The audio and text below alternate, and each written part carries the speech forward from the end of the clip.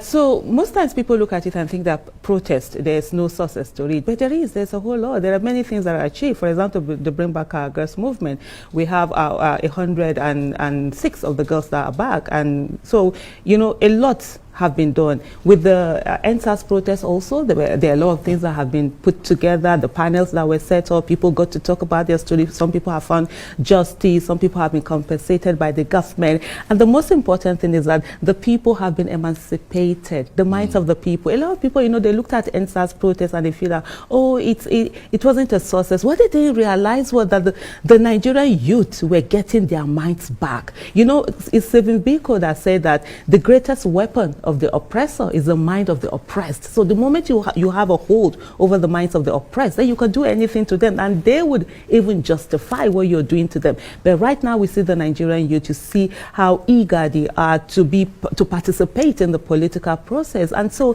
the protest over the years, the movements going around, the red card movement we did in 2018, a lot of people felt we were wasting our time when we're going around the country with Dr. Obieze, Kwesile Florence, Ozomorin Kabrik, and all of that. But today we see what's happening. A lot of people have realized that indeed the power belongs to the people, and the people can make a difference, and that's where we are today.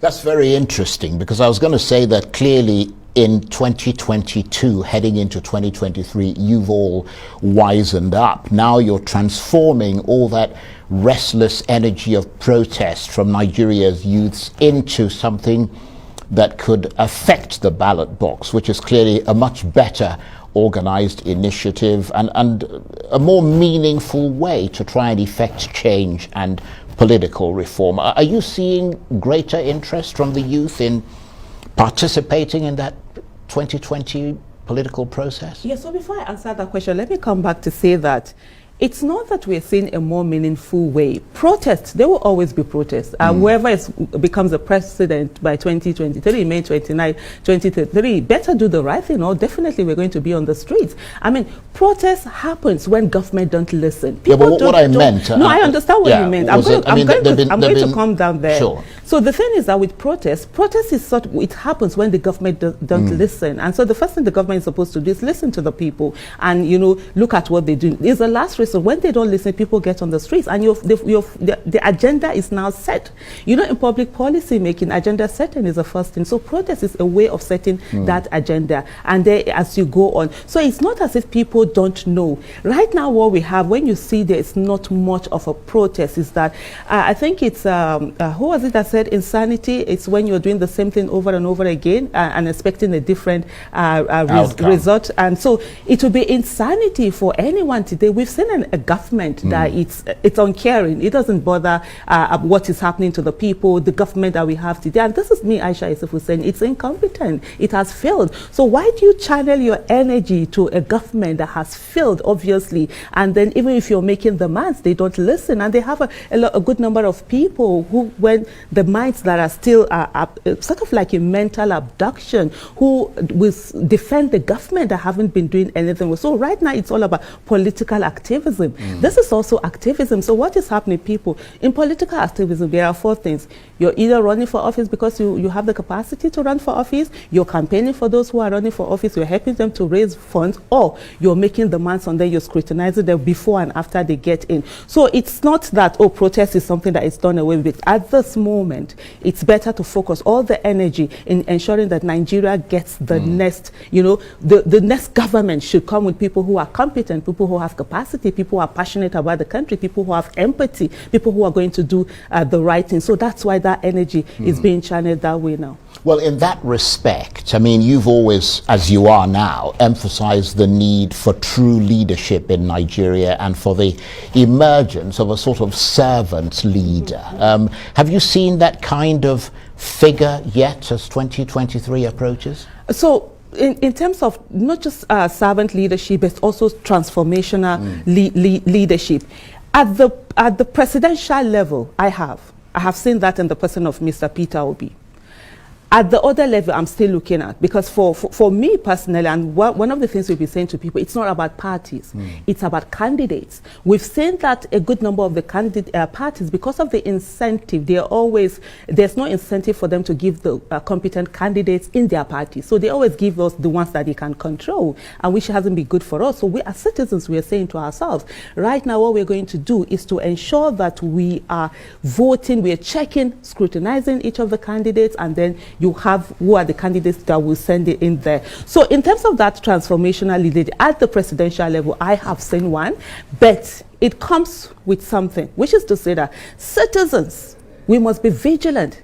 Vigilance that's a price you pay for democracy, right? So we must be vigilant. We must ensure that whoever is going there knows that they got in there because of us, the people, and they will listen to the people. It will be government for the people, not government for some certain Nigerians. At the end of the day, we always say that no Nigerian is more Nigerian than any Nigerian. And it is time for whoever is coming in to know that they're going to serve the people. And if they're not ready to serve the people, they should stay out of the way. So we must not forget the demand side of governance, which is usually what people forget. They focus on the supply side. So we who vote them in must continue to make demands, and they who we vote in, we continue to give our supply good governance to us. Well, that's, I think, something that would be absolutely essential given the history of this country. And in that respect, a third political force in Nigeria would break the stranglehold of the two dominant parties, the APC and the PDP. How much has the internet and social media played a role in mobilizing this new force? I mean, how significant has it been? Because, I mean, it was the internet, wasn't it, that helped to mobilize the countless numbers that took part in the EndSARS protests? Oh, the internet has done a lot, especially social media. So what social media did is that it democratized media. In those days, especially when I was a young girl, all we did was you waited 7 a.m., the government will tell you what they want to tell you. And at 9 p.m. also, they tell you what they want to tell you. And that's it. You can't even respond. But right now, it's not just the government. Government are forced. Citizens have opportunity to be able to talk about the issues and put out their own agenda and speak on issues, whether policy issues and all of that. And so social media has helped a lot. People, the Nigerian youth, let me just call the Nigerian youth, they're intelligent, they are creative, they have social media, they have technology at their disposal, and they're using it. And so you can mobilize people, not just only in Nigeria, but around the world using the social media. You can communicate. You don't have to travel. In those days, before you have a meeting, you have to travel from one end to the other. But right now, you can just be in different parts of the country, different parts of the world, and you're meeting and you're organizing. And so that's a huge thing. One of the things, you know, the biggest lie that was sold to Nigeria was that votes don't count. And we always say that if votes don't count, why do politicians buy votes? So definitely, what a lot of people have realized now that indeed votes count. And then the next question is about structure. Who are the structures? The people are the structures. And so when you have something like 5 for 5 votes, I talk to 5 people, and those 5 people talk to other 5 people about a candidate. That's you. That's the 5 for 5 votes going on and it being sold. So that's something that is happening. And so people are taking ownership of the structure, and you see them all over the country doing different things. Then the other thing is the funding. Most times what we've done... I was going to mention, because I saw that on your Twitter page. Absolutely. Yeah. What we have today in Nigeria, you know, in Nigeria is where things are done upside down.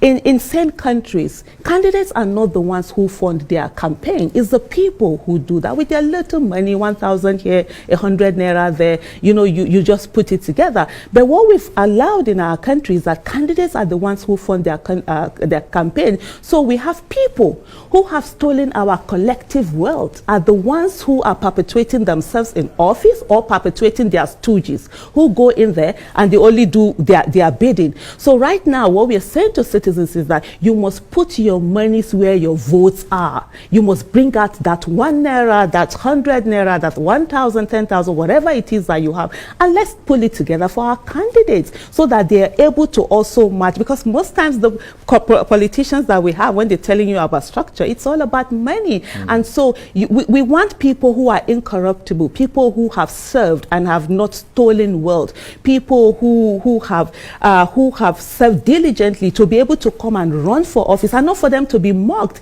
You know, before you used to hear things like, oh, you think politics is about grammar, you don't have certain money and all of that, but that's changing now because citizens are ready to actually fund the campaign of their candidates. And going to 2023 election, Nigeria better get ready because 2023 election is election for survival. We are fighting for our lives. We want a nation where we can breathe. Today, life in Nigeria is nasty, short, and brutish. I mean, everybody is a victim waiting to happen. You're not even sure. Even when you're in your house, you don't know whether you're going to get to the next money or somebody is coming to carry you from your house. And so this is not a time of shying away or thinking politics is not for anyone. Politics is for everyone because at the end of the day, it's through the political process that the leaders are brought in, and we must be invested in it. And I noticed that people are clicking away as you're talking now, which is part of what you were saying, the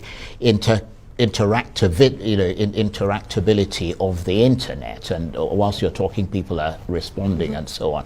And some have argued, use an example of Wole Olaoye, who wrote an excellent article in the Leadership newspaper about this. He's one of many who've argued that we would not have been discussing the presidential candidate Peter Obi at all if it wasn't for the End SARS protests mobilizing millions of youths on various social media platforms on the internet to great effect. Because, I mean, let's face it, the Labour Party isn't a hugely well-known party in Nigeria. Do you agree with that analysis? Yeah, absolutely. I do. But the thing is that this is not about Labour Party. So, like you remember earlier on, I said we are voting candidates. It's about personalities. Yes, about candidates rather than parties, because we've waited for parties for so long to give us competent candidates, and we've not done that. So we're going around to, at every level, who is the most competent person. And so for us at the presidential level, Peter Obi is the most competent candidate, and so that's what it is about. But of course he's right in the fact that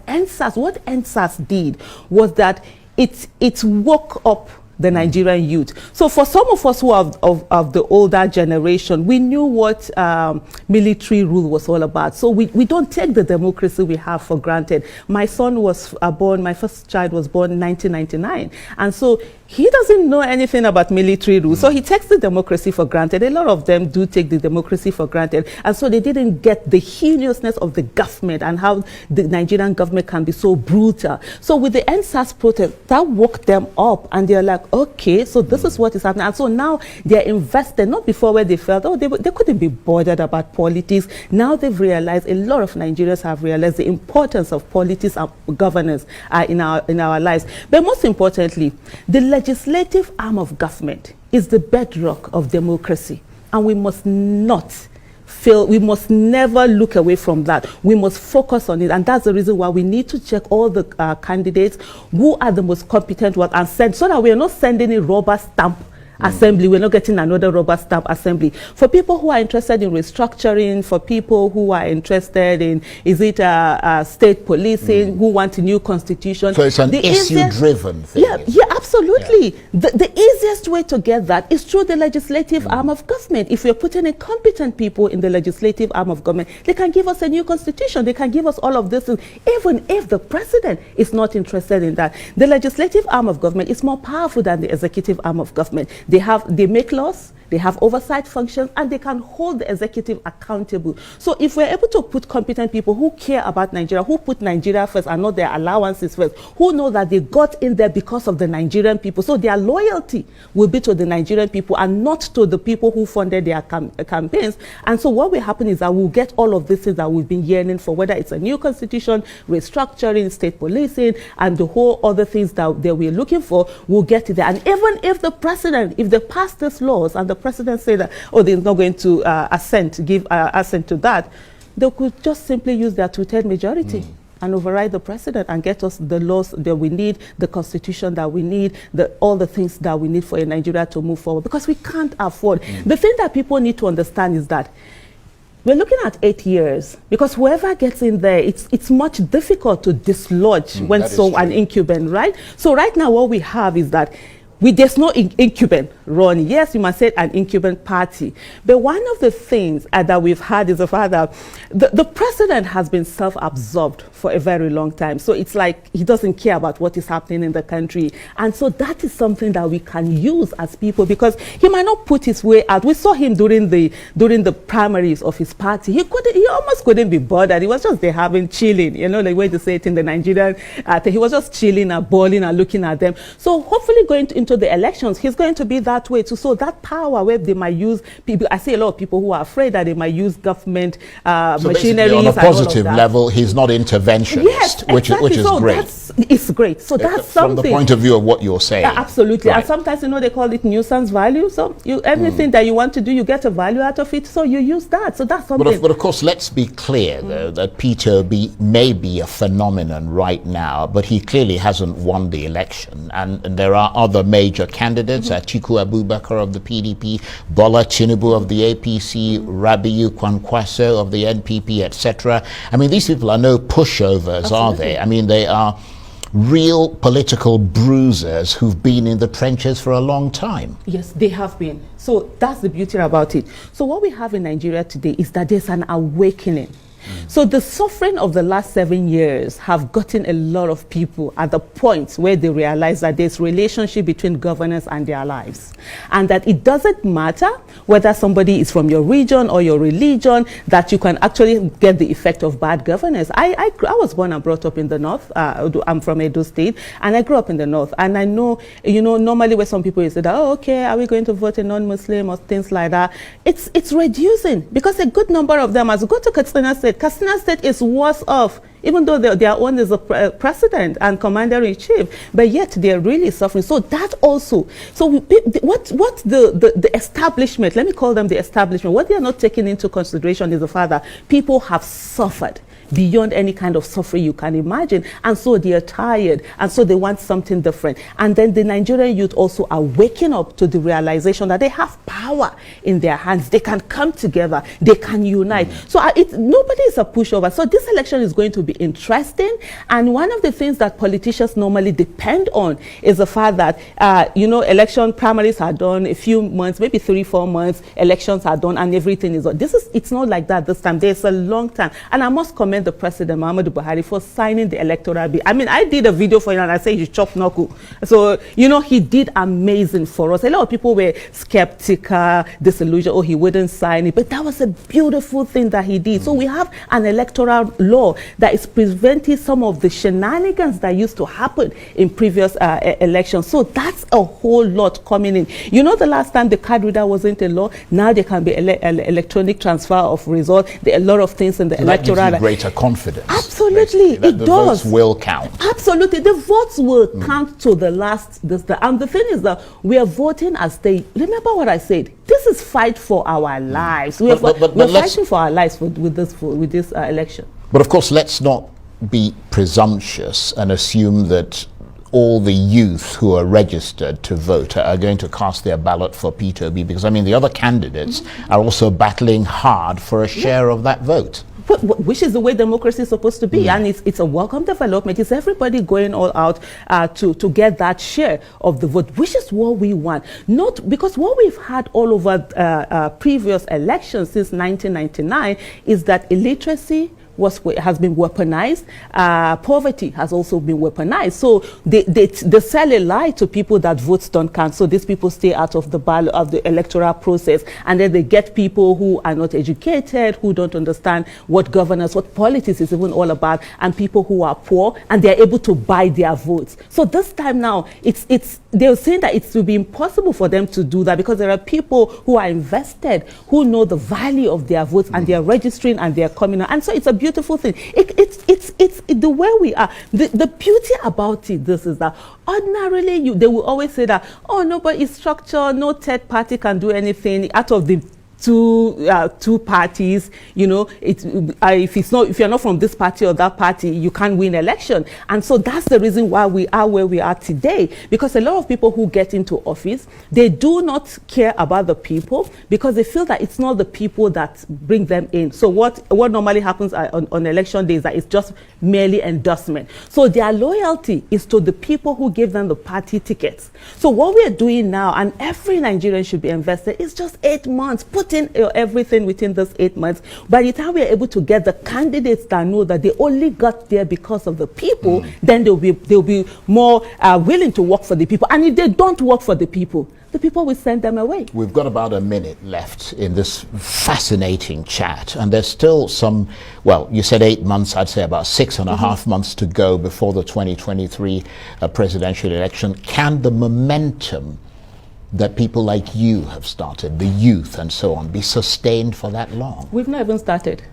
We've not started yet. We are still chilling. We've not even gotten to that place. So this is a lag phase. You're going to see the log phase, and then when we start moving, it can't be sustained. Because the thing that makes it easy to sustain is the suffering that we are going to. It's the insecurity that is happening to us. It's the fact that every Nigerian is a victim waiting to happen, and that it's like turn by turn Nigeria Limited. You don't know who is going to be the next victim. So this makes it important for everyone to be part of it, and people every day, they are getting more interested, more invested in it. It's just like, I'll quickly give you an example. During the NSAS protest, there's a young man called Adam Ismail. He called for protest in Kano on the 7th of October 2020. Only his friends showed up. So 2 of them did that protest. I knew he was so down, and I talked to him like, yo, just keep going. On the 19th of October 2020, he called for the same protest, and hundreds came out. I might say even thousands, but let me just put it at hundreds came out. Why did they see? Because they saw the momentum. And so Nigerians, as they see more and more people being invested in this election and going on, they will join, and at the end of the day, we'll get that country where the child of nobody can become somebody without knowing anybody. We are tired of the children of who is who have some famous names getting into position even when they are not supposed to be there. We want a situation whereby there is level playing ground for everybody. Let public education be accessible to everybody, because the greatest injustice we have in Nigeria today is that access to good quality education is dependent on the economic status of one's family, and that should be a crime.